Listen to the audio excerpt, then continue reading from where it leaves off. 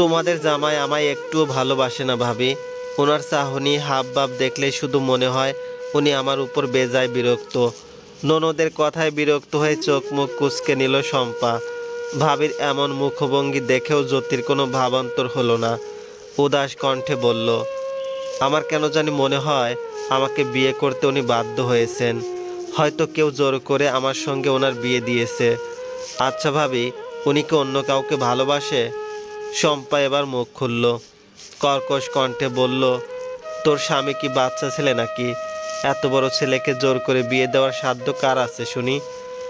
তাহলে উনি কেন আমার সঙ্গে ঠিক করে কথা বলে না? কেন আমায় ভালোবাসে না? বিয়ের 1 বছর হয়েছে, যতবার আসিস এই এক কথায় বারবার বলতে বলতে আমার কান নষ্ট করে দিচ্ছিস। আচ্ছা, এসব আমায় বলে কি লাভ? সরাসরি তোর স্বামীকে জিজ্ঞেস করলেই তো হয়।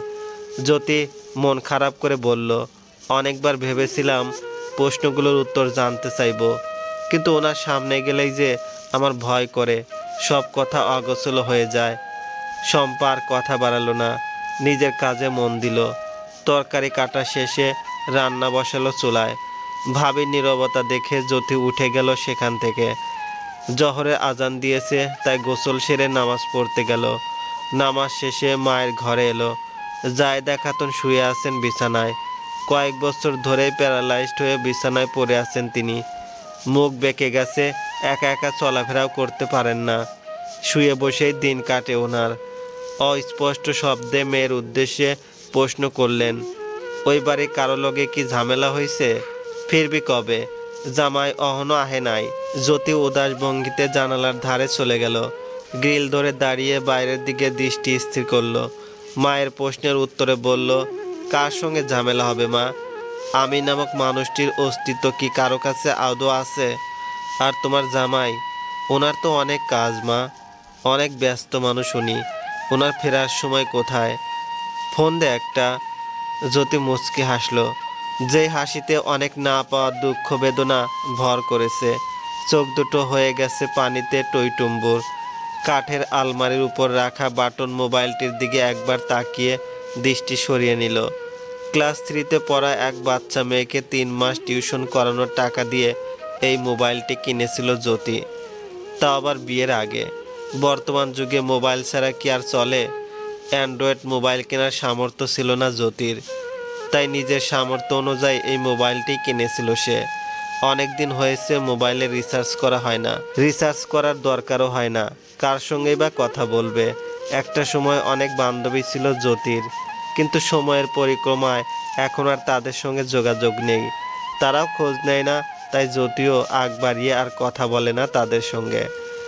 চোখের কার্নিশ বেয়ে পানি গড়িয়ে পড়ল জ্যোতির।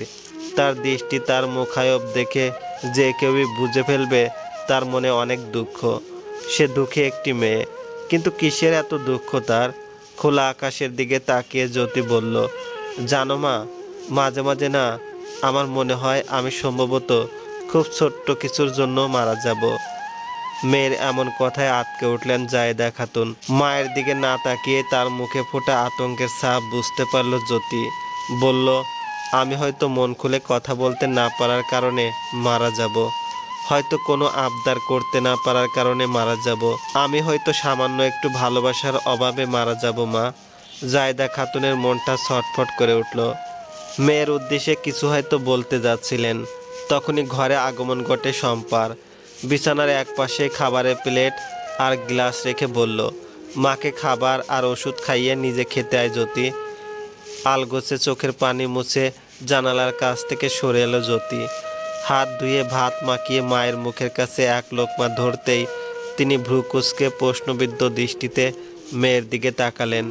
ছোট থেকে মায়ের চাহনি অঙ্গভঙ্গি দেখেই মায়ের অব্যক্ত কথা বুঝতে পেরে যেত জ্যোতি। হেসে মায়ের উদ্দেশ্যে বলল, কিছু হয়নি মা, আমাকে নিয়ে চিন্তা করো না, আমি যে খুব সুখে আছি। জায়েদা খাতুন নিশ্চিন্ত হলেন। পরক্ষণে কিছু একটা মনে পড়ে গেল ওনার।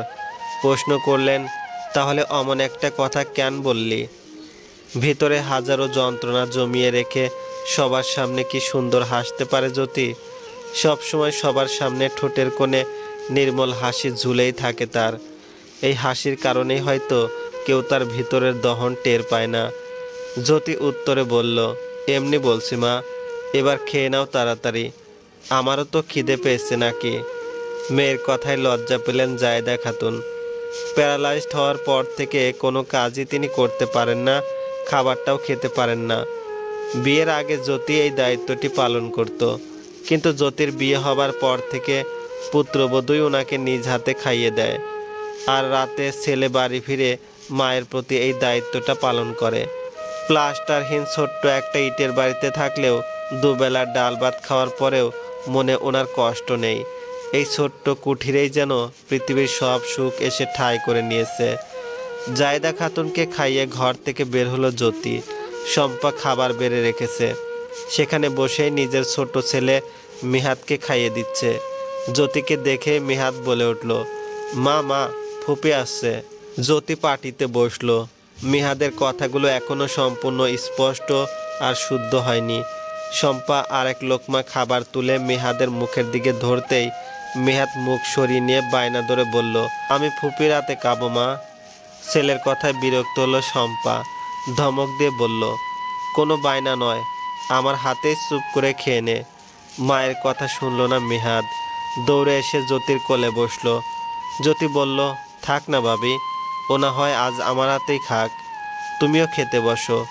শম্পা আর দ্বিমত করল না, প্লেটে ভাত নিয়ে নিজে খেতে লাগলো, আর জ্যোতি যত্ন সহকারে মিহাদকে খাওয়াতে লাগলো। এক পর্যায়ে মিহাদ উঠে গেল, বলল, আর খাবো না, মুখ ধুয়ে দাও ফুপি। পাশ থেকে একটি বাটি নিয়ে তার মধ্যে হাত ধুয়ে মিহাদের মুখ মুছিয়ে দিল জ্যোতি। মিহাদ দৌড়ে চলে গেল। জ্যোতি এবার নিজের খাওয়ায় মনোনিবেশ করলো। বারবার জ্যোতির দিকে আর চোখে তাকাচ্ছে শম্পা। ভাবির এমন চাহনি দেখে খাওয়ার ফাঁকেই জ্যোতি শুধালো, কিছু বলবে ভাবি? বলতে তো অনেক কিছুই চাই, বলো তাহলে। খানিকটা সময় নিয়ে শম্পা বলতে লাগলো, তোর ভাইয়ের ছোট্ট একটা মুদির দোকান, ওই মুদির দোকানের থেকে যা আয় হয় তাই দিয়ে মায়ের চিকিৎসা, ছেলে মেয়ে দুটোর লেখাপড়া আর সংসার চলে। মিহাদও বড় হয়ে যাচ্ছে, বছর ঘুরলে ওকেও তো স্কুলে ভর্তি করতে হবে, তার উপর অনেক টাকা খরচা করে তোকে বিয়ে দিয়েছি। মানুষের কাছ থেকে ঋণ নিতে হয়েছে, সেই ঋণ এখনো পুরোপুরি শোধ করা হয়নি। বাজারের দ্রব্যের দাম অনেক চড়া, একা হাতে তোর ভাইকে সংসার চালাতে কত হিমশিম খেতে হয় সবই তো বুঝিস তুই। খাওয়া বন্ধ হয়ে গেল জ্যোতির, পূর্ণ দৃষ্টিতে তাকিয়ে আছে শম্পার দিকে। শম্পা আবারও বলল, দুদিন পর পর শ্বশুরবাড়ি ছেড়ে ভাইয়ের বাড়ি এসে পড়ে থাকলে হবে? সব সময় তো আর তোকে খালি হাতে পাঠাতে পারি না, এত কিছু কোত্থেকে জোগাড় করবো বলতো? খাওয়া থেমে গেল জ্যোতির, লজ্জাবোধ হচ্ছে তার। ভাবির থেকে দৃষ্টি সরিয়ে নিল। শম্পা বলল, আমার শ্বশুর তার বউ আর ছোট ছোট ছেলে মেয়ে রেখে ঠিকই আর এক জায়গায় বিয়ে করে নিয়ে শান্তিতে সংসার করছেন। সম্পত্তি তো দূরে থাক, ছেলে মেয়ের দায়িত্ব পর্যন্ত নিলেন না। মা কষ্ট করে তোদের বড় করেছে, তোর ভাই তোকে ভালো করে বিয়ে দিয়েছে। বিয়ের পর শ্বশুরবাড়ি তো মেয়েদের আসল ঠিকানা। এভাবে এখানে পড়ে থাকলে আশেপাশের লোকজন তো মন্দ কথা বলবে। কাল তো পাশের বাড়ির চাচি সরাসরি জিজ্ঞেস করলেন, জ্যোতি কি শ্বশুর বাড়ি থেকে একেবারে চলে এসেছে? জামাই কি ছেড়ে দিল নাকি ওকে? জ্যোতি নিস্তুপ হয়ে আছে। শম্পা আবারও বলল, সময় থাকতে থাকতে নিজের সংসার নিজে বুঝে নে, তোর স্বামীকে বল তোকেও যেন তার সঙ্গে করে নিয়ে যায়। অযথা শ্বশুর বাড়িতে পড়ে থাকবি কেন? তুই বলতে না পারলে আমি তোর ভাইকে বলে তোর শাশুড়ি কিংবা তোর স্বামীর সঙ্গে কথা বলতে বলি। জ্যোতি খাওয়া ছেড়ে উঠে দাঁড়ালো, জড়ানো কণ্ঠে বলল, দরকার নেই ভাবি, আমি আজ বিকেলেই চলে যাব। কথাটি বলেই ঘরে চলে গেল জ্যোতি। চোখের পানি আর বাদ মানছে না। পৃথিবীতে সব সহ্য করা গেলেও কাছের মানুষের জীবনে বোঝা হয়ে থাকার মতো বড় দুঃখ কষ্ট হয়তো আর দ্বিতীয়টি নেই। জ্যোতি যখন জায়েদা খাতুনের গর্ভে বেড়ে উঠেছিল তখন জ্যোতির বড় ভাই জাহিদের বয়স ছিল মাত্র 6 কিংবা 7। ওদের বাবা ছিলেন একজন প্রবাসী। একটা সময় তাদের বাবা মিজানুদ্দিন বাড়িতে টাকা পাঠানো বন্ধ করে দেন। জায়েদা খাতুন যেন সন্তানদের নিয়ে অথই সাগরে ভেসে যাচ্ছিল। একদিক দিয়ে অসুস্থতা, সংসার, আর একদিক দিয়ে স্বামীর চিন্তা, অর্থ সংকট। জায়েদা খাতুনের শ্বশুর শাশুড়ি স্পষ্ট জানিয়ে দিয়েছিলেন তাদের হাতে কোনো টাকা পয়সা নেই, তারা পুত্রবধূ এবং নাতি নাতনিদের কোনো খরচা বহন করতে পারবেন না। তখন বাধ্য হয়ে বাপের বাড়ি গিয়ে ওঠেন জায়েদা খাতুন। বাবা ওনার বছর দুয়েক আগেই মারা গেছিলেন। মাকে ভাইরা খাওয়া পড়া দেয়। বোনের এমন অবস্থায় জায়েদা খাতুনের ভাইরা স্পষ্ট বলে দিয়েছিল ওনারা বোনের দায়িত্ব নিতে পারলেও বোনের সন্তানদের দায়িত্ব নিতে পারবে না। তখন বাপের বাড়ি থেকে পাওয়া সামান্য অরিশটুকু বিক্রি করে দিতে চাইলেন জায়েদা খাতুন, কিন্তু ভাইরা এসে বাধা দেয় তাতে। শেষে ভাইদের সঙ্গে লড়াই করে এলাকার গণ্যমান্য ব্যক্তিদের সাহায্যে অরিশ বিক্রি করে মেয়েকে দুনিয়ার আলো দেখান তিনি। ছেলে মেয়েদের লালন পালন করতে থাকেন।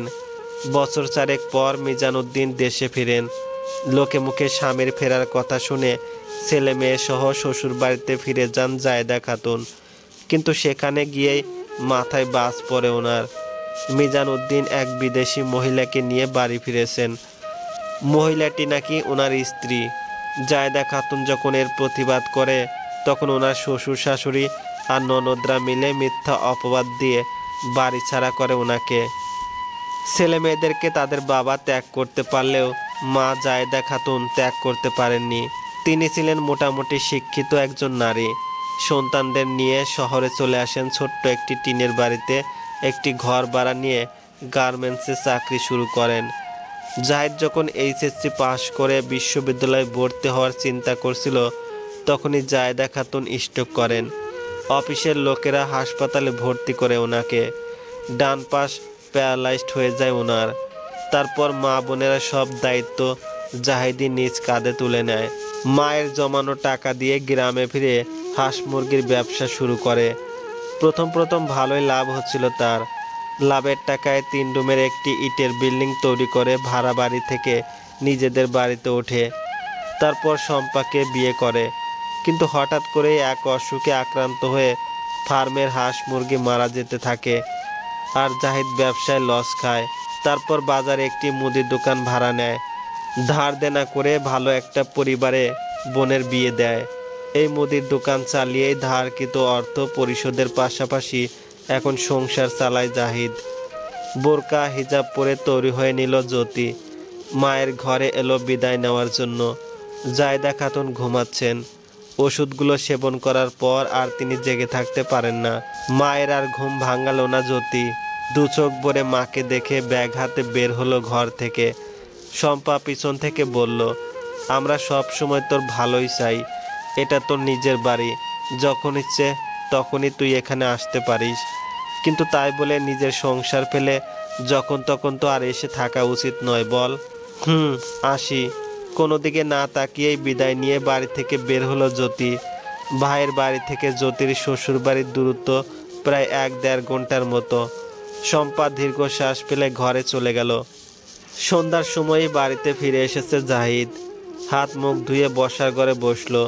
মিহাদ দৌড়ে এসে জাহিদের কোলে চড়ে বসে বলল, বাবা আমার মজা কই?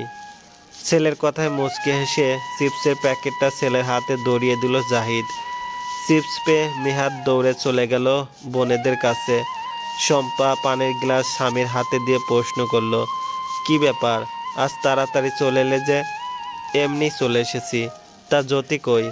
মায়ের ঘুম ভেঙেছে? না, শুয়ে আছেন মা। আর জ্যোতি ফিরে গেছে শ্বশুর বাড়ি। জাহিদের কপালে সূক্ষ্ম কয়েকটি ভাঁজ পড়ল। বলল, কালো তো বলল এখানে আরও কিছুদিন থাকবে, তাহলে হুট করে চলে গেল কেন?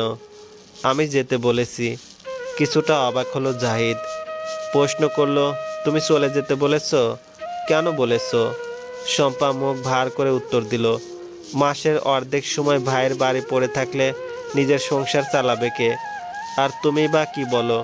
বোনের বিয়ে দিয়েছো বলে কি বোনের প্রতি সব দায়িত্ব শেষ? কেন, আমি আবার কি করলাম? কি করলাম মানে? জ্যোতির বিয়ে দেওয়ার সময় ওর শ্বশুর শাশুড়ি বলেছিল শোভন যেখানে থাকে বিয়ের পর জ্যোতিকেও নাকি তার সঙ্গে সেখানে নিয়ে যাবে। অথচ বিয়ের 1 বছর পার হয়ে গেল, কই জ্যোতিকে তো নিল না। জাহিদ চোখ মুখ কুঁচকে নিল। বলল, বাদ দাও তো সব, ওদের পরিবারের ব্যাপার ওরা বুঝে নিবে। ওদের পরিবারের ব্যাপার মানে? এর সঙ্গে আমাদের জ্যোতির জীবন জড়িয়ে আছে।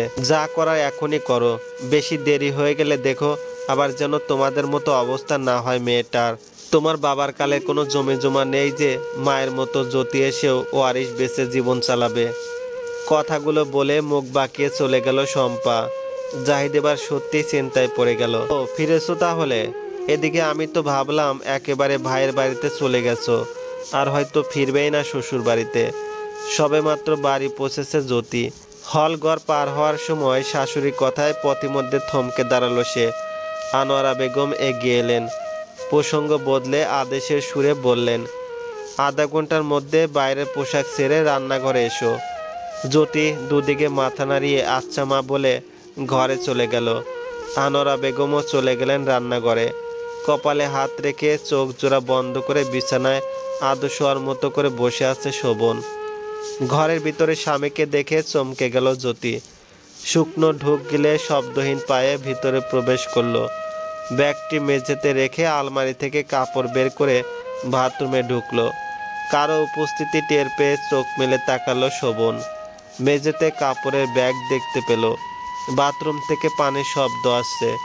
প্রতিক্রিয়াহীনভাবে পূর্বের ন্যায় আবারও চোখ বন্ধ করে নিল। পোশাক বদলে বাথরুম থেকে বের হলো জ্যোতি। আর চোখে শোভনকে দেখে নিল। তারপর বাইরের কাপড়গুলো বেলকুনিতে মেলে দিয়ে ঘর থেকে চলে এলো। চেয়ারের মধ্যে শরীর ছেড়ে বসে আছেন আনোয়ারা বেগম। খান বাড়ির বর্তমান কর্ত্রী তিনি। বিশাল বড় বাড়ি। বাড়ির সঙ্গে সঙ্গে বাড়ির সদস্য সংখ্যাও অনেক। এক কথায় যৌথ পরিবার। বাড়ির ৩ জন বউয়ের মধ্যে 2 জন রাতের খাবার প্রস্তুত করছে, আর একজন সবার জন্য চা নাস্তা তৈরি করছে। রান্নাঘরের দরজার ধারে বসে সেসব তদারকি করছেন আনোয়ারা বেগম। জ্যোতি শাশুড়ির সামনে এসে মাথা নিচু করে দাঁড়ালো। নরম কণ্ঠে শুধালো, আমি কি করব মা, যদি বলতেন। আনোয়ারা বেগম কাঁসার বাটিতে পানের পিক ফেলে উত্তরে বললেন, মেজ বউয়ের কাছ থেকে তোমার আর শোভনের নাস্তা নিয়ে ঘরে যাও। এখন এটাই তোমার কাজ। আমি এখন নাস্তা করব না মা, আমি বরং এলিনাকে রান্নার কাজে সাহায্য করি। রেশমা না হয় ওনাকে নাস্তা দিয়ে আসবে। রেগে গেলেন আনোয়ারা বেগম। রাগ প্রকাশ না করে স্বাভাবিকভাবে বললেন, সংসারে পা দিলা এই তো কয়দিন আগে, এখনই শাশুড়ির মুখে মুখে কথা বলা শিখে গেছো? আনোয়ারা বেগমের শান্ত গলায় বলা কথাটি কানে যেতেই ভয় পেয়ে গেল জ্যোতি।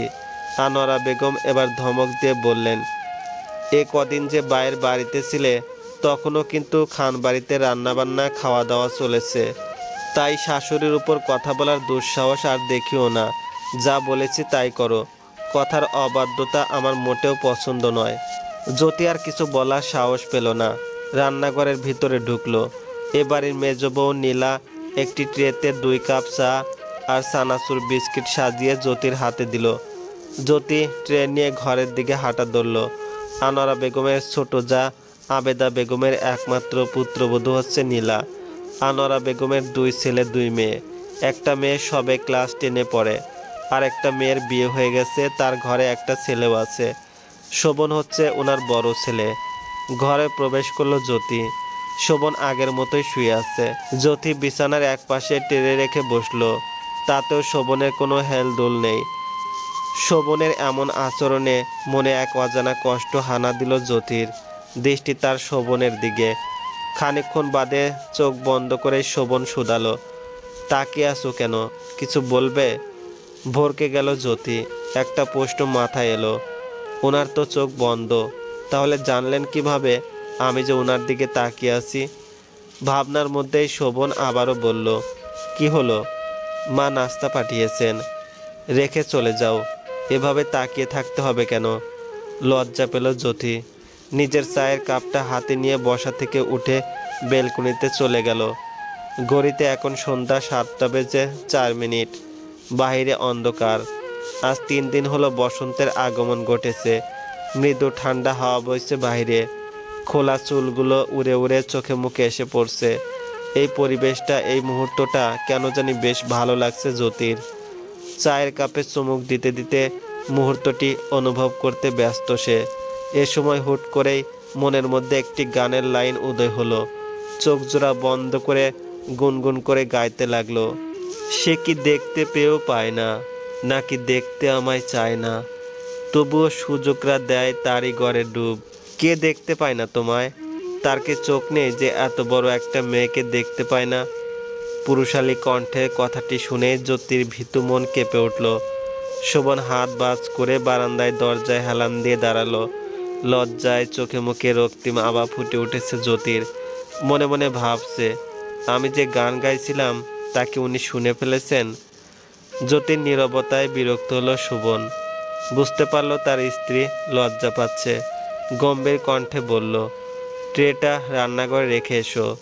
হাঁপ ছেড়ে বাঁচল জ্যোতি। কোনো দিকে না তাকিয়ে দ্রুত শোভনের পাশ কাটিয়ে বারান্দা থেকে চলে গেল। শোভন দীর্ঘশ্বাস ফেলে দরজার কাছ থেকে বারান্দায় গিয়ে দাঁড়ালো। পকেট থেকে সিগারেটের প্যাকেট বের করে সিগারেট ধরালো। আবারও শাশুড়ির মুখোমুখি হলো জ্যোতি। আনোয়ারা বেগম পুত্রবধূকে পর্যবেক্ষণ করে বললেন, আবারও এখানে এসে দাঁড়িয়ে আছো কেন? নাস্তা শেষ, এবার কি করব মা, যদি বলতেন। ঘরে যাও। মুখ ভার হলো জ্যোতির। যতই শোভনের থেকে দূরে দূরে থাকতে চায়, ততই যেন তার শাশুড়ি মা তাকে পেছন থেকে ঠেলে সামনের দিকে এগিয়ে দেয়। নিজের শাশুড়ি মারা যাওয়ার পর থেকে এই বাড়ির কর্ত্রী হয়েছেন আনোয়ারা বেগম। ওনার কথার বিপরীতে কথা বলার সাহস এ বাড়িতে কারোরই নেই। মলিন মুখে আবারও ঘরে চলে এলো জ্যোতি। ঘর ফাঁকা, বুঝতে পারল শোভন এখনো বারান্দায় দাঁড়িয়ে আছে। বারান্দা থেকে এক বিদঘুটে গন্ধ আসছে। জ্যোতি এগিয়ে গেল বারান্দার দিকে। শোভনকে সিগারেট খেতে দেখে বেশ অবাক হলো। বেশ কয়েকদিন হলো তাদের বিয়ের 1 বছর পূর্ণ হয়েছে, অথচ শোভনের এমন একটি বদ অভ্যাসের কথা জানা ছিল না তার। জানার কথাও অবশ্য নয়, শুধু এই কথাটি কেন, শোভন সম্পর্কে কিছুই যে জানা নেই জ্যোতির, কারণ শোভন সেই সুযোগটাই তাকে দেয়নি। ছোটবেলা থেকে মা আর ভাইয়ের কষ্ট দেখে জ্যোতিরও ইচ্ছে করত একদিন লেখাপড়া শেষ করে বড় একটা চাকরি করব, আর তারপর সংসারের দায়িত্ব নিব, মা আর ভাইয়ের সব কষ্ট দূর করে দিব। কিন্তু জ্যোতি তার সেই ইচ্ছেটা পূরণ করতে পারেনি। এইচএসসি পরীক্ষা শেষ হতে না হতেই তার জন্য বিয়ের সম্বন্ধ আসে। ছেলে এবং ছেলের পরিবার ভালো হওয়ায় জাহিদার দেরি করতে চায়নি। মায়ের সম্মতি নিয়ে ধুমধাম করে বোনের বিয়ে দিয়ে দেয় শোভনের সঙ্গে। শোভন চাকরি সূত্রে চট্টগ্রামে থাকে। বিয়ের সপ্তাহখানেক পরে নববধূকে রেখে নিজের কর্মস্থলে ফিরে যায় সে। এই দূরত্বের কারণেই শোভন সম্পর্কে জ্যোতির জানার পরিধিটা কম, তাদের মনের দূরত্বটাও হয়তো অনেক। জ্যোতি নরম স্বরে বলল, ধূমপান করা স্বাস্থ্যের পক্ষে ক্ষতিকারক, এগুলো কেন খান? কি বিশ্রী গন্ধ। জ্যোতির কণ্ঠস্বর শুনতেই হাতের অর্ধ খাওয়া সিগারেটটা দ্রুত ফেলে দিল শোভন। এমনভাবে ঘরে এলো যেন এখানে কেউ যে আছে তা সে দেখতেই পায়নি। যতবার শোভন বাড়িতে ফিরে ততবারই জ্যোতিকে সে এভাবে উপেক্ষা করে আসছে। মাঝে মাঝে জ্যোতির খুব ইচ্ছে করে শোভনকে প্রশ্ন করতে, কেন আমার সঙ্গে এমন ব্যবহার করেন, কেন আমায় ভালোবাসেন না? কিন্তু গলা পর্যন্ত এসে আটকে যায় প্রশ্নগুলো। কেমন যেন অনুভূত হয়, হয়তো দুজনের মধ্যকার এত দূরত্বের কারণেই সাহস হয়ে ওঠে না মন খুলে কথা বলার। খানবাড়িতে রাতের খাবারটা সবাই একসঙ্গে করলেও শোভন বাড়িতে ফিরলে কখনোই সবার সঙ্গে খাবার খায় না। আজও তার ব্যতিক্রম হলো না। আনোয়ারা বেগম বড় একটি স্টিলের ট্রেতে খাবার সাজিয়ে জ্যোতির হাতে দিয়ে দিলেন। শোভনের সঙ্গে জ্যোতিও ঘরেই খেয়ে নেয়। এটাও আনোয়ারা বেগমেরই আদেশ। পুত্রবধূকে তিনি স্পষ্ট করে বলে দিয়েছেন, স্বামীকে রেখে নিচে এসে খাওয়ার দরকার নেই। যতদিন শোভন থাকবে ততদিন ওর সঙ্গে বসে ঘরেই খেয়ে নেবে। জ্যোতি তার বিপরীতে প্রশ্ন করেছিল, আচ্ছা মা, উনি সবাইকে রেখে একা একা ঘরে বসে খান কেন? আনোয়ারা বেগম সঠিক কোনো উত্তর দেননি, বরঞ্চ প্রসঙ্গ বদলে দিয়েছিলেন। তারপর থেকে জ্যোতি আর কাউকে শোভনের ব্যাপারে কোনো প্রশ্নই করেনি। শোভন নামক পুরুষটি তার কাছে বরাবরই কেমন এক রহস্যময় মানবের মতো। শোভন আজ বিকেলেই বাড়ি ফিরেছে, তাই আনোয়ারা বেগমের তত্ত্বাবধানে শোভনের পছন্দের সব খাবার রান্না করা হয়েছে। রাতের খাবার খেয়ে বিছানায় এসে লম্বা হয়ে শুয়ে পড়ল শোভন। জ্যোতি এটো বাসন নিচে রাখতে গেল, তারপর ইচ্ছে করে একটু সময় নিয়েই ঘরে এলো। ভাইয়ের বাড়ি থেকে ফিরে একটুও শুতে পারেনি সে, এখন বেশ ক্লান্ত লাগছে। মলিন মুখে মেঝেতে বিছানা করার প্রস্তুতি নিল। আলমারির পাশ থেকে পাটিটা নিয়ে এলো জ্যোতি।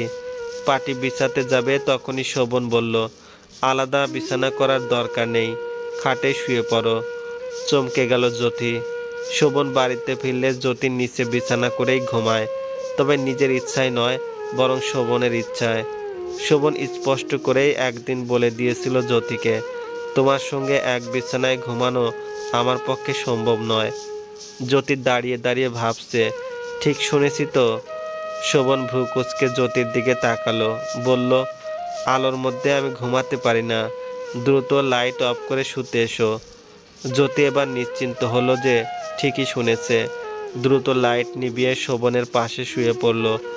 জ্যোতি শুতেই শোভন বলল, পাশে শুতে দিয়েছি বলে যেন রাতে আবার আমার শরীরে হাত পা উঠিয়ে দিও না, সঙ্গে সঙ্গে নিচে কিন্তু ফেলে দিব। এমন একটি কথায় প্রচণ্ড রাগ হলো জ্যোতির। ইচ্ছে করলো এখনই শোভনের উপর হাত পা উঠিয়ে দিয়ে বলতে, উঠিয়েছি হাত পা, এবার পারলে নিচে ফেলে দেখা। কিন্তু জ্যোতি পারল না কাজটি করতে, তাই দীর্ঘশ্বাস ফেলে চোখ জোড়া বন্ধ করে নিল। মুহূর্তে ঘুম এসে হানা দিল। জ্যোতি পাড়ি দিল ঘুমের রাজ্যে। জানালার কাচ ভেদ করে আলো এসে ঘরের অন্ধকার দূর করে দিয়েছে। পিট পিট করে তাকিয়ে পুরো ঘর পর্যবেক্ষণ করলো জ্যোতি। শোভন ঘরে নেই, দরজার ছিটকিনিও খোলা। শোয়া থেকে উঠে দেওয়াল ঘড়ির দিকে তাকালো। 7টা বেজে 13 মিনিট। জিভে কামড় দিয়ে জ্যোতি দ্রুত বিছানা ছেড়ে বাথরুমে চলে গেল ফ্রেশ হতে। মেজ বউ নীলা এবং ছোট বউ এলিনা মিলে সকালে নাস্তা তৈরি করছে। নাস্তা তৈরি প্রায় শেষের দিকে। একটু সকাল সকালই খানবাড়িতে রান্নাবান্না শুরু হয়ে যায়, কারণ বড়দের অফিস, ছোটদের স্কুল আছে, তারা তো খেয়ে বের হবে। নীলা মুখ ভার করে এলিনার উদ্দেশ্যে বলল, এই বাড়িতে সারাটা দিন শুধু আমাদেরই গাদার মতো খাটতে হয়, এরপরেও কারো মন পায় না। আর ওদিকে বড় বউ গায়ে হাওয়া লাগিয়ে শুধু ঘুরে, বাপের বাড়ি গিয়ে পড়ে থাকে, অথচ কেউ কিচ্ছুটি বলে না। এলিনা জায়ের সঙ্গে তাল মিলিয়ে বলল, ঠিক বলেছেন ভাবি, তারপরেও মা ওনার বড় বউকেই ভালোবাসেন। এখনো বড় বউ নিচেই নামেনি, কিন্তু কারো তাতে হেলদোল নেই। ওর জায়গায় আমরা থাকলে দেখতেন কেমন করতো। কথাটি বলে বামে ঘুরতে এলিনা ভয়ে শুকনো ঢুক গেল। জ্যোতি দাঁড়িয়ে আছে, ওদের সব কথাই শুনেছে সে। এলিনা আমতা আমতা করে বলতে লাগলো, আসলে আমি ওভাবে। জ্যোতি স্মিত হাসলো। এলিনাকে থামিয়ে দিয়ে রান্নাঘরের ভিতরে প্রবেশ করলো। বলল, কাল ও বাড়ি থেকে ফেরার পর অনেক ক্লান্ত লাগছিল, আর রাতেও একটু দেরিতে ঘুমিয়েছিলাম, তাই ঘুম থেকে উঠতেও দেরি হয়ে গেছে। আজকের সন্ধ্যার নাস্তাটা না হয় আমি তৈরি করে নিব, তোমরা তখন বিশ্রাম নিও। এলিনা এবং নীলার মুখে কোনো কথা নেই। শোভন ফজরের নামাজ পড়তে মসজিদে গেছিল। নামাজ শেষে চা খেয়ে বাড়িতে ফিরল। ছোট বোন রেশমা এগিয়ে এসে বলল, ভাইয়া, তোমাকে মা দেখা করতে বলেছে। কোথায়? মা ঘরে আছে, তোমাকে ওখানে যেতে বলেছে। রেশমা কথাটি বলেই চলে যাচ্ছিল। শোভন পেছন থেকে ডেকে বলল, রেশমা শোন। কি? আসলে মানে? রেশমা ভ্রু কুঁচকে নিল। ভাইয়ের দ্বিধান্বিত কথায় কয়েক সেকেন্ড তাকিয়ে তাকে পর্যবেক্ষণ করলো। হুট করে সবটা বুঝে গেল রেশমা। আশ্বস্ত করে বলল, বাবা বাড়িতে নেই, নাস্তা করে বাজার করতে বেরিয়ে গেছে। ও বলে কোনো দিকে না তাকিয়ে আনোরা বেগমের ঘরের দিকে চলে গেল শোভন। আনোরা বেগম দোতলার বারান্দায় বসে পাঞ্জাবি সেলাই করছেন। শোভন দরজায় জোরে জোরে 2বার কড়া নেড়ে বলল, ভিতরে আসবো? ভিতর থেকে উত্তর এলো, এসো, আমি বারান্দায়। শোভন বারান্দায় চলে এলো। প্রশ্ন করলো, পরশু রাতে ফোন করে তাড়াতাড়ি বাড়ি ফিরতে বললেন, অথচ বাড়িতে কিছুই হয়নি। তা কেন ডাকলেন? তা বলার জন্যই এখন ডাকলাম, চেয়ারটায় বসো। শোভন আনোয়ারা বেগমের পাশের চেয়ারে বসলো, দৃষ্টি তার মেঝেতে। আনোয়ারা বেগম পানের পিক ফেলে বলার জন্য প্রস্তুত হলেন, বিয়ে করেছো 1 বছর হয়েছে, অথচ বউকে এখানে রেখে নিজে এত দূরে পড়ে আছো কেন? বিয়ে কি আমাদের জন্য করেছো নাকি নিজের জন্য করেছো? আনোয়ারা বেগমের কথায় ভরকে গেল শোভন। উত্তরে কিছু একটা বলতে যাবে, তার আগেই তাকে থামিয়ে দিয়ে আনোয়ারা বেগম আবারও বললেন, এবার আর তুমি একা ফিরছো না, বড় বউকে সঙ্গে নিয়ে তারপর ফিরবে। শোভন ঘোর প্রতিবাদ করে বলল, এটা কিন্তু কথা ছিল না। আমি কখনোই চাইনি আমার এই অগোছালো জীবনের সঙ্গে কাউকে জড়াতে, কিন্তু আপনি আমায় বাধ্য করেছেন বিয়েটা করতে। এখন আবার তাকে সঙ্গে করে নিয়েও যেতে হবে। মানুষ কখনো একা থাকতে পারে না। প্রতিটি মানুষেরই একজন সঙ্গীর প্রয়োজন হয়। তুমি মানো বা না মানো, তুমি আমার বড় ছেলে, তোমার প্রতি আমার দায়িত্ব আছে। তাই আমি নিজে বাছাই করে পছন্দসই মেয়ের সঙ্গে তোমার বিয়ে দিয়েছি। আশা করি স্ত্রীর প্রতি সব দায়িত্ব পালন করবে। আমি কি আমার দায়িত্ব পালন করছি না? প্রতি মাসে মাসেই তো সব খরচ পাঠাই। খরচ পাঠালেই কি স্ত্রীর প্রতি সব দায়িত্ব পালন হয়ে যায়? একটি মেয়ে কখনো খাওয়া পড়ার জন্য বিয়ে করে একটি ছেলের হাত ধরে অচেনা সংসারে একেবারের জন্য চলে আসে না। অতীত ভুলে যেও না। তুমি কিন্তু তোমার বাবার পথই অবলম্বন করছো। বাবার মতো হইও না। জীবনে অনেক আফসোস করতে হবে। বসা থেকে উঠে ঘর থেকে চলে গেলেন আনোয়ারা বেগম। শোভন বিধ্বস্ত দৃষ্টিতে তাকিয়ে আছে বাহিরের দিকে। আনোয়ারা বেগমের শেষ কথাটুকু এখনো কানে বাজছে। বাবার মতো হইও না, জীবনে অনেক আফসোস করতে হবে। শোভন আনমনে বলে উঠল, আমি বাবার পথে যাচ্ছি। চোখ জোড়া বন্ধ করে নিল, জোরে কয়েকটা নিঃশ্বাস নিল, বলল, না, আমি ওই লোকটার মতো কখনো হব না। ঘরে শোভনের জন্য নাস্তা নিয়ে এসেছে জ্যোতি, কিন্তু ঘরে শোভনকে পেল না। বিছানায় নাস্তা রেখে বের হওয়ার জন্য পিছনে ঘুরতেই কারো সঙ্গে ধাক্কা খেলো। কপাল ঘষে তাকাতেই শোভনকে দেখতে পেল। শোভন কিছু না বলে পাশ কাটিয়ে বাথরুমে চলে গেল। জ্যোতিও আর দাঁড়ালো না, চলে গেল নিচে। রোজকার মতো আজও বসে বসে রান্নাবান্নার তদারকি করছেন আনোয়ারা বেগম। নীলা, এলিনা এবং আনোয়ারা বেগমের যা মাসুমা বেগম দুপুরে রান্নার আয়োজন করছেন। কাজের মধ্যেই আনোয়ারা বেগম বলতে লাগলেন, যখন আমি এ বাড়ির বউ হয়ে আসি তখন এই খান বাড়ির সদস্য সংখ্যা ছিল অনেক বেশি। তার মধ্যে আমার ননদ ছিলেন 4 জন। দুদিন পরপরই কেউ না কেউ স্বামী সন্তান নিয়ে চলে আসতো এ বাড়িতে। আমি এ বাড়িতে আসার পর আমার শাশুড়ি রান্নাঘরের ধারের কাছেও ঘেঁষতেন না। এমনকি বাড়িতে কোনো কাজের লোকও ছিল না। একা হাতে সব দিক আমাকে সামলাতে হতো। কাজে ভুল হলে তো এই হলঘরে বিশাল মিটিং বসতো। তোমাদের মতো মাসে 2বার বাপের বাড়িতে যাওয়া তো দূরে থাক, বছরে একটা দিনের জন্য যেতে পারতাম না। অসুস্থ হলেও সেবা করার কেউ ছিল না। অসুখ নিয়েই রোজকার মতো সব কাজ করতে হতো। এখন যেমন বাড়িতে নিয়ম আছে, রাতে পুরুষরা ফেরার পর তাদের খাওয়া শেষ হলে বাড়ির বউরা খাবে, তখন সেই নিয়মই ছিল। কিন্তু সন্ধ্যায় তোমাদের মতো আমরা নাস্তা করতে পারতাম না। বিকেল হলে ক্ষুধা লাগতো, তারপরেও সেই রাত 9:30 10টা পর্যন্ত অপেক্ষা করতে হতো। শাশুড়ির পর আমি হলাম বাড়ির কর্ত্রী। শাশুড়ি করা নিয়ম কিছুই বদলায়নি, শুধু তার সঙ্গে কিছু নিয়ম যোগ করে দিয়েছি। সন্ধ্যায় সবার জন্য নাস্তার ব্যবস্থা করেছি, যাতে ক্ষুধা নিবারণ হয়। একজন বউয়ের উপর সব কাজ চাপিয়ে দেয়নি, বরং সবাইকে তাদের কাজ ভাগ করে দিয়েছি। ঘরদোর পরিষ্কার, কাপড় ধোয়ার জন্য মানুষ রেখেছি। কেউ অসুস্থ হলে মায়ের মতো করে তাকে যত্ন করি। তারপরেও তোমাদের মনে এত হিংসা কোত্থেকে উদয় হলো? আনোয়ারা বেগমের সম্পূর্ণ কথা মনোযোগ সহকারে সবাই শুনল। শেষের কথায় নীলা এবং এলিনা ভয়ে কেঁপে উঠল। আনোয়ারা বেগম বললেন, আমার কাছে বাড়ির সব বউ সমান। সবাইকে আমি নিজের মেয়ের চোখেই দেখি। তোমরা এ বাড়িতে আগে এসেছো। আমার বড় ছেলেটা বিয়ে করতে চাইছিল না, তাই তাকে বিয়ে করাতে একটু দেরি হয়ে গেছে। আর বাকি ছেলে দুটো তো সময়ের আগে বিয়ে করে নিয়েছে। সে যাই হোক, ছেলেটা এতদিন পর ফিরেছে। তারপরেও বড় বউকে তার স্বামীর কাছে না পাঠিয়ে ঘরের কাজে বসিয়ে রাখবো? তোমরা ওর জায়গায় থাকলে মেনে নিতে? নীলা নত দৃষ্টিতে বলল, আমরা বুঝতে পারিনি। তোমরা অবুঝ নও যে বুঝতে পারবে না। ওইসব যায় যায় হিংসা, শ্বশুর শাশুড়ির প্রতি বিরক্ত খান বাড়িতে চলবে না। এখানে থাকতে হলে সবাইকে মিলেমিশে থাকতে হবে। কথাটা মাথায় ঢুকিয়ে নাও। কথাটি ধমকের সুরে বলে উঠে গেলেন আনোয়ারা বেগম। নীলা, এলিনার মুখে লজ্জা এবং অনুতপ্ত এসে ভর করেছে। শাশুড়ির সমস্ত কথায় কর্ণগোচর হয়েছে জ্যোতির। মনে মনে এক প্রশান্তি বিরাজ করছে তার। ভাগ্য করে একজন ভালো মন মানসিকতার শাশুড়ি পেয়েছে সে।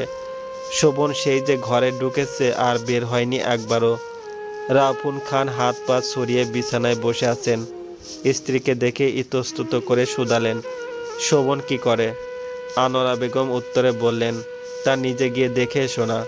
রাফুন খানের মুখখানা চুপসে গেল। খানিকক্ষণ নীরব থেকে আবারও বললেন, এবার তো নিশ্চয়ই কিছুদিন থাকবে, তাই না? কি জানি, কিছু তো বলল না এ ব্যাপারে। রাফুন শিকদার দীর্ঘশ্বাস ফেললেন। পূর্বের মতো আবারও চুপচাপ বসে রইলেন। অফিস থেকে বাড়ি ফিরেছে শাফিন। রাফুন খান এবং আনোয়ারা বেগমের ছোট ছেলে হচ্ছে শাফিন খান, অর্থাৎ এলিনার হাজব্যান্ড। স্বামীকে ফিরতে দেখে শরবত হাতে ঘরে হাজির হলো এলিনা। তাদের 3 বছরের ছোট্ট মেয়ে ইমা বাবাকে দেখে দৌড়ে এলো।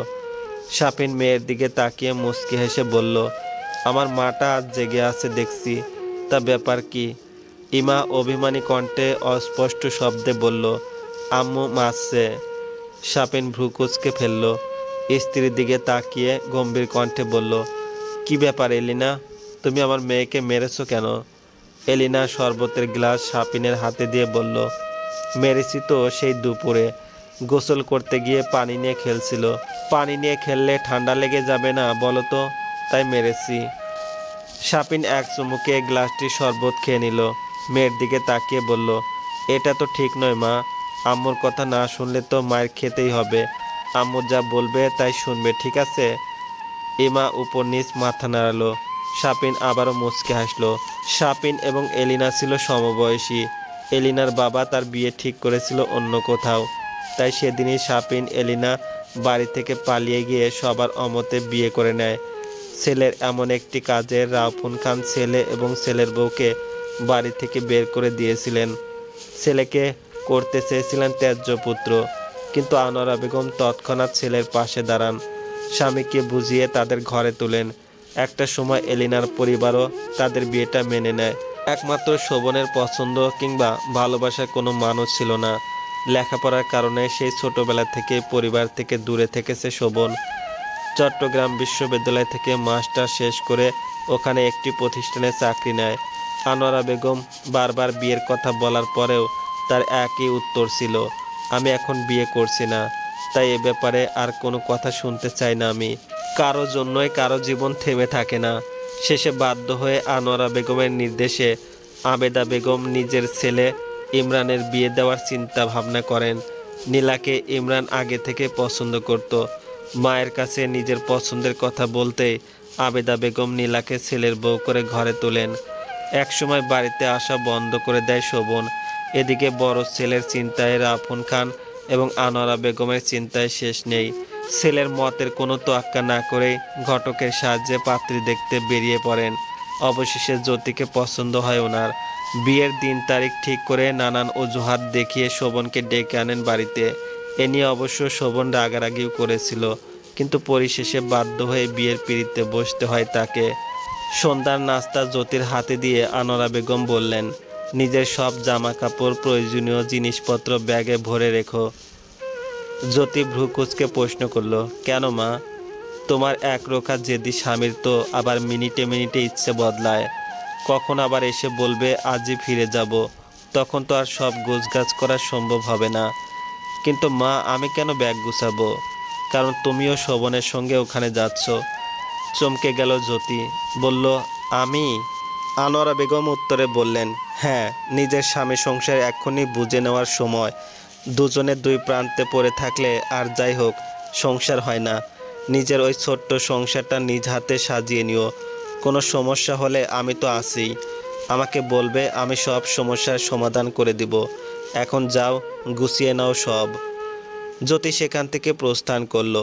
মনে মনে বলল, আমি ঠিক শুনেছি তো, আমি ওনার সঙ্গে যাব। আজ অনেক দিন পর মনের ভিতরে আনন্দ এবং ভালো লাগা কাজ করছে তার। হুট করে একটি প্রশ্ন এলো মাথায়। গতকাল ফেরার পর থেকেই সব কিছু স্বপ্নের মতো লাগছে। আচ্ছা, ভাবি কি সত্যি সত্যি ভাইয়াকে বলে মায়ের সঙ্গে কথা বলেছে?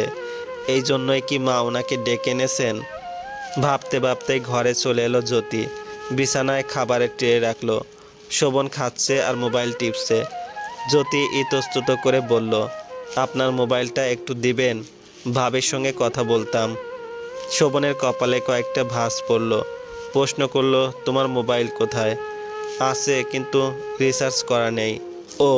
জ্যোতির দিকে মোবাইল এগিয়ে দিল শোভন। জ্যোতি মোবাইল নিয়ে বেলকুনিতে চলে এলো। নাম্বার মুখস্থ ছিল বিদায় কল দিল শম্পার নাম্বারে। একবার রিং হতেই কল রিসিভ হলো। অপর পাশ থেকে শম্পা প্রশ্ন করলো, হ্যালো, কে বলছেন? ভাবি, আমি জ্যোতি বলছি। শম্পার ঠোঁটের কোণে হাসি ফুটলো। প্রশ্ন করলো, এটা আবার কার নাম্বার? তোমাদের জামাইয়ের। সে ফিরল কবে? গতকাল। ও আচ্ছা ভাবি, তুমি কি ভাইয়াকে কিছু বলেছিলে? কি বলবো? ওনার সঙ্গে আমার যাওয়ার ব্যাপারে। তুই না বলতে নিষেধ করলি, তাই আর বলিনি। ও আরও কিছুক্ষণ দুজনে কথা বলল। জ্যোতি নিজেই কল কেটে দিয়ে ঘরে এসে শোভনের দিকে মোবাইলটি এগিয়ে দিল। শোভনের নাস্তা করা শেষ, মুখে চিন্তার ছাপ। বসা থেকে উঠে ঘরের বাইরে চলে গেল। জ্যোতি নিজেও নাস্তা করে নিল। তারপর শাশুড়ির নির্দেশ মতো নিজের কাপড় এবং প্রয়োজনীয় জিনিসপত্র ব্যাগে গোছাতে লাগলো। আবেদা বেগমের মা এসেছেন বাড়িতে। বয়স ওনার ৭২ সুই সুই। আবেদা বেগমের স্বামী রেজাউল খান নিজে গিয়ে শাশুড়িকে নিয়ে এসেছেন। বিলকিস খাতুন বসে আছেন সোফায়। বাড়ির বৌজিরা ওনাকে আপ্যায়ন করতে ব্যস্ত হয়ে পড়েছে মুহূর্তেই। আনোয়ারা বেগম এসে বসলেন পাশে, শুধালেন, তা মাওয়াই কেমন আছেন? বিলকিস খাতুনের নিচের কপাটির দুটো দাঁত পড়ে গেছে, বয়সের ভারে চামড়া কুঁচকে গেছে। মাথায় হাতে গোনা কয়েকটি চুল বাদে বাকি সব চুল সাদা রং ধারণ করেছে। আনোয়ারা বেগমের প্রশ্নের উত্তরে হেসে বললেন, আলহামদুলিল্লাহ, আছি ভালো। তা তোমরা কেমন আছো? আমরাও বেশ ভালো। অন্ধকার ছাদে এসে দাঁড়িয়েছে শোভন। কাউকে বারবার ফোন করছে, মুখে বিরক্তি নিয়ে ফোন দিয়ে যাচ্ছে। বেশ কিছুক্ষণ বাদে কল রিসিভ হলো। শোভন রাগ নিয়ে চাপা স্বরে বলল, কল ধরতে এতক্ষণ লাগে? অপর পাশ থেকে উত্তর এলো, রাগ করিস না, মোবাইল সাইলেন্ট ছিল, আমিও অফিসে ছিলাম। কাজের সময় ফোন ধরলে বস কেমন করে জানিস তো। আচ্ছা শোন, আমার জন্য একটা ফ্ল্যাটের ব্যবস্থা করে দিতে পারবি? হঠাৎ ফ্ল্যাট দিয়ে কী করবি? ফ্ল্যাটে মানুষ কি করে, থাকবো।